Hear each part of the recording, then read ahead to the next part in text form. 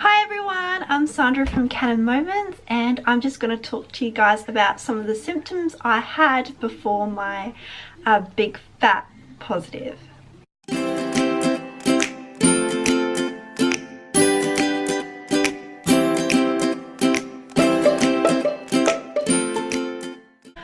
Welcome back guys. I'm sorry if the lighting's funny. I'm in here with Luca playing. I'm not usually my normal sit down place because I really just want to get this video out, because I know with wedding planning and uni and all that sort of stuff, I'm not going to get it out, and that's upsetting. So yeah, like I said, I'm just going to talk a little about the symptoms I had leading up to my positive pregnancy test. I'm actually 4 weeks pregnant and 3 days. That's going by my last menstrual period.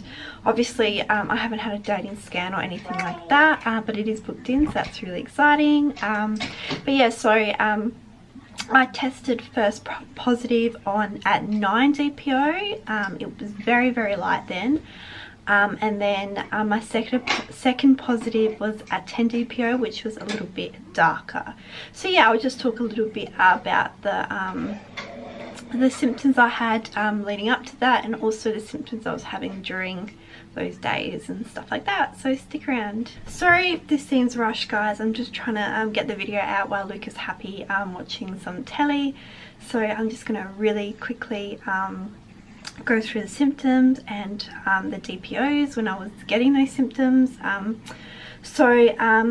My first symptom, well, I was feeling absolutely fine and normal for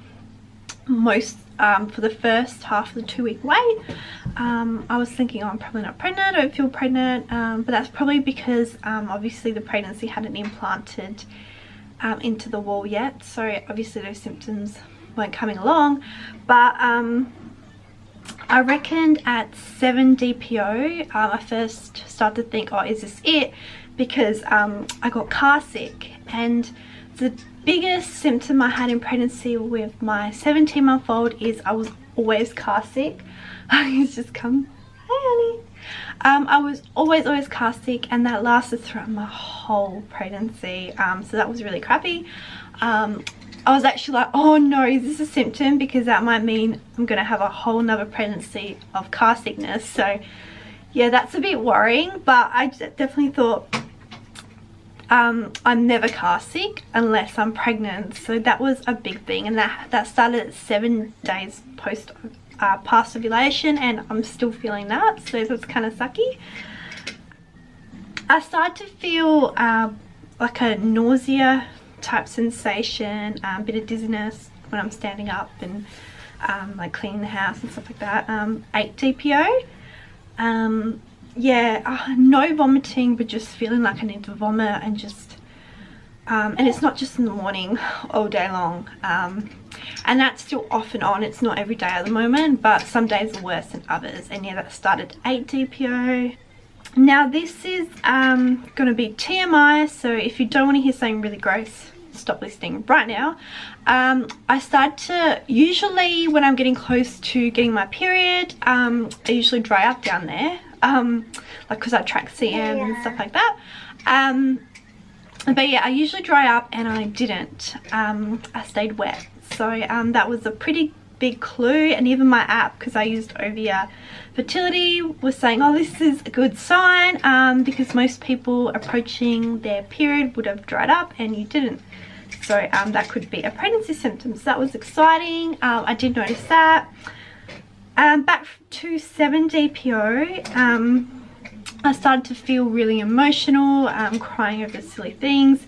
Now this, I wasn't sure was a pregnancy symptom, because I actually get that leading up to my period anyway. I get pretty emotional and stuff like that, so I didn't think too much of that. 8 DPO, the day before I tested, another symptom I used to have throughout most of my pregnancy with Luca is I was very itchy and sensitive to different washes. I could only use QV wash.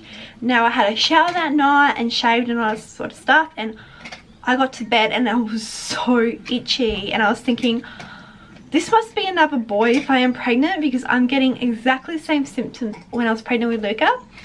And yeah, like when I was pregnant with him, hi honey, when I was pregnant with him, I would literally wake up and my legs would be bleeding because I had scratched so bad overnight. But I do know now that if I use QV, that eases up and it's a lot better. So at least I know that this time around. And yeah, when I did test, that day I was really dizzy, and that was 9 DPO that first time I tested. So anyway guys, I just thought in case you're in your 2-week wait and you're looking for maybe symptoms to watch out for, that's just some symptoms. I mean, we're all different. My symptoms will probably be nothing like yours, but yeah, if you are looking for something that might relate to what you're going through, I know how horrible the 2-week wait was.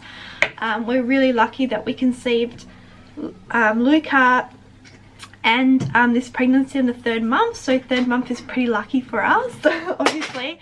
And my daughter, she was surprised. So yeah, we're really lucky, and I know some of you try for so long, and I honestly think you guys, like, hats off to you guys. I don't know how you do it. By the 3rd month I was already sick of it, and I'm just so thankful that it didn't take any longer. So sorry, my son was really unhappy for a second.